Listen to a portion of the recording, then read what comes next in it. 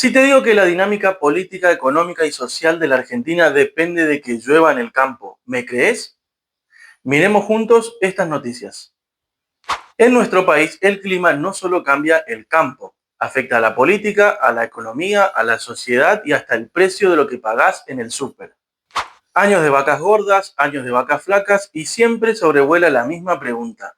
¿Por qué dependemos tanto del sector agrario en Argentina? En este video vamos a hablar sobre el modelo agroexportador y cómo impacta en nuestros días.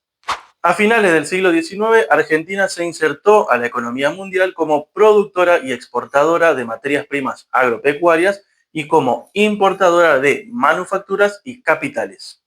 Las tierras fértiles de la Pampa, los ferrocarriles financiados por Gran Bretaña, los frigoríficos y millones de inmigrantes llegados de Europa hicieron de la Argentina uno de los mayores productores agropecuarios del mundo. Ese modelo generó un crecimiento extraordinario, pero nos dejó un problema estructural, una economía muy dependiente de las exportaciones agropecuarias y vulnerable a las crisis internacionales. En 1890, la caída de los precios internacionales, sumado a una corrida financiera, provocó la renuncia del presidente Juárez Celman. Fue una primera muestra de un patrón que se repetiría en el tiempo. Cuando al país ingresan menos divisas, toda su estructura tambalea. Más adelante, por ejemplo, el gobierno de Juan Domingo Perón, con un proyecto económico centrado en el desarrollo industrial, tampoco pudo escapar a esta lógica. Luego de años de bonanza, las reservas se agotaron. Una serie de malas cosechas y la caída de los precios internacionales dejaron al Estado argentino sin divisas para la importación de insumos industriales y al mismo tiempo sin capacidad para sostener el consumo interno. En 1952, el Plan de Estabilización buscó revertir esta situación. Ajuste fiscal, congelamiento de salarios e incentivos para la producción agropecuaria.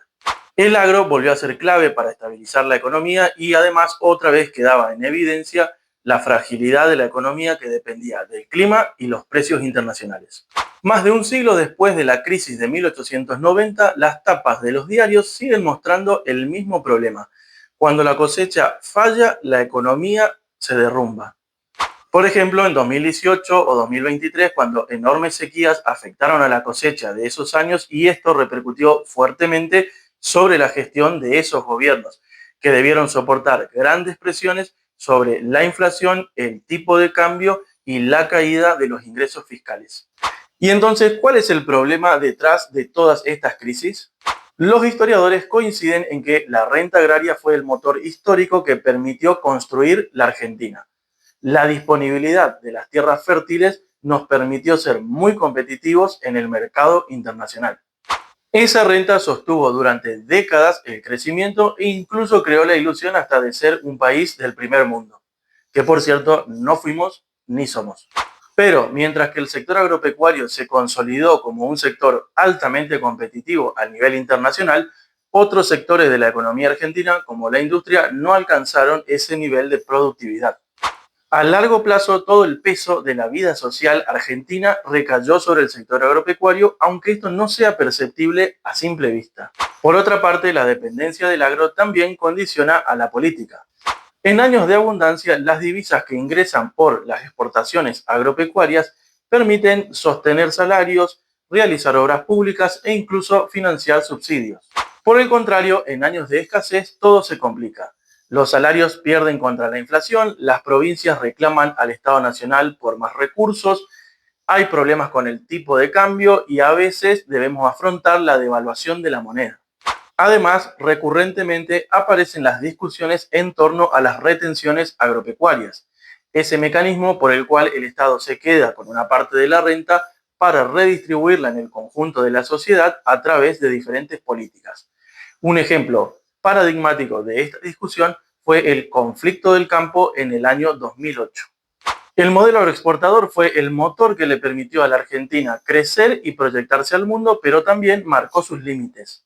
Dependimos de las exportaciones del campo para sostener la economía y al mismo tiempo sufrimos la vulnerabilidad de esa dependencia. Esa tensión atraviesa nuestra historia y sigue presente cada vez que hablamos de divisas, sequías o cosechas récord. Esto fue un nuevo episodio de Historia por Doquier. Si te gustó, deja tu like, suscríbete, compartilo, activa la campanita y nos vemos en un próximo encuentro.